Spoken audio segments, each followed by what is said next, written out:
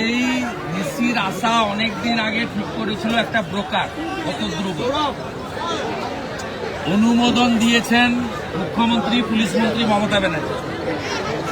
আয়োজক ছিল ক্রীড়া দপ্তর, ক্রীড়া সংস্থা। শৃঙ্খলা রক্ষার দায়িত্ব, নিরাপত্তার দায়িত্ব ছিল বিধাননগরের পুলিশ অর্থাৎ পশ্চিমবঙ্গ পুলিশ, তাকে সহযোগিতা করেছে কলকাতা পুলিশ। এই অনুষ্ঠানে বিশ্ববিখ্যাত জনপ্রিয় আমাদের তারকা মেসির সঙ্গে হাত মিলানোর কথা ছিল মুখ্যমন্ত্রী, সঙ্গে থাকার কথা ছিল সৌরভ গাঙ্গুলি। পুরো ব্যবস্থাপনা, অনুমোদন, ব্যবস্থাপক, নিয়ন্ত্রক পশ্চিমবঙ্গ সরকার। পশ্চিমবঙ্গ সরকার মানেই মমতা ব্যানার্জি, বাকি সব ল্যাম্পপোস্ট, একটাই পোস্ট। এই বিশৃঙ্খলার জন্য এই শত শত কোটি টাকা মেসিকে দেখিয়ে লুট করার জন্য মমতা ব্যানার্জি দায়ী। তার দায়ভার স্বীকার করে শুধু ক্ষমা চাইলে হবে না, তার উচিত যদি লজ্জা থাকে পদত্যাগ করে। পুলিশ আর আমরা গ্রেপ্তার, পুলিশ তো লাঠিচার্জ করবে। পুলিশ এই যে ইয়াং ছেলেদের যে ইমোশন, আবেগ, এই ইয়াং ছেলেরা তারা সেখানে নিজের গচ্ছিত অর্থ 15,000 20,000 টাকা দিয়ে টিকিট কিনেছেন। তারা এক ঝলক মেসিকে দেখতে চেয়েছিলেন, কিন্তু মেসিকে কিছু চোর তৃণমূলের নেতারা অরূপ বিশ্বাস, সুজিত বসুর নেতৃত্বে মেসির দর্শন তাদেরকে নিতে দেননি।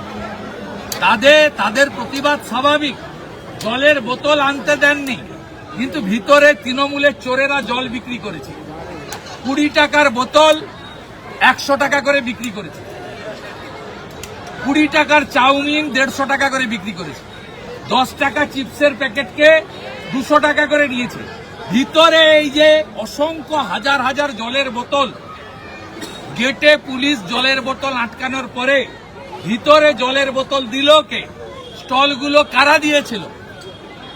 কোন কোন অরূপ আর সুজিতের লোকেরা এই 20 টাকার জলের বোতল 150 টাকা করে বেচে?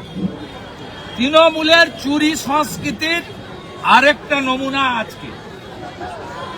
তৃণমূল চোর সবাই জানে, বারাসাতে মর্গে চোখ তুলে বেচে দিয়েছে সবাই জানে। শেষে মেসিকেও চুরি করলো, মেসির নাম করে কোটি কোটি টাকা লুট করলো। গোটা ভারতবর্ষ এবং পৃথিবী দেখল।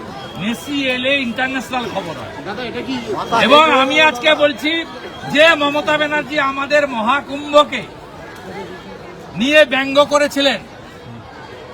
66 কোটি লোক 45 দিন ধরে স্নান করেছেন, সেখানে একদিন একটা ইনসিডেন্ট ঘটেছে দুঃখজনক, তাকে নিয়ে উনি ব্যঙ্গ করেছিলেন। বিধানসভায় দাঁড়িয়ে বলেছিলেন মহাকুম্ভ নয় মৃত্যুকুম্ভ। আজকে মমতা ব্যানার্জিকে বলবো, হায়দ্রাবাদে বিকেলে অনুষ্ঠান হয়েছে, তিনি একটু দেখে আসুন।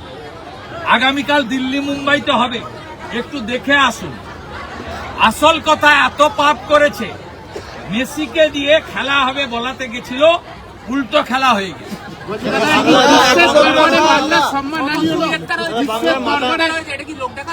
অরূপ বিশ্বাস, সুজিত বসুর গ্রেপ্তারি চাই। এবং আমি রাজ্যপালকে লিখিতভাবে দিয়েছি আমার দাবি 3টে। লিডার অব অপোজিশন হিসেবে আমি রিটিন মেল করেছি, গাড়িতে বসেই করেছি। 1 নম্বর দাবি হচ্ছে সবার টিকিটের দাম ফেরাতে হবে। 2 নম্বর দাবি হচ্ছে শুধু শতদ্রু নয়, অরূপ বিশ্বাস এবং সুজিত বসুকে মন্ত্রিসভা থেকে বরখাস্ত এবং আইনি পদক্ষেপ নিতে হবে। 3য় হচ্ছে মমতার কালীঘাটের পাড়ার ইনকোয়ারি চলবে না। কালীঘাটের পাড়ার লোককে দিয়ে ইনকোয়ারি বসিয়েছে, নাম বলছি না আমি।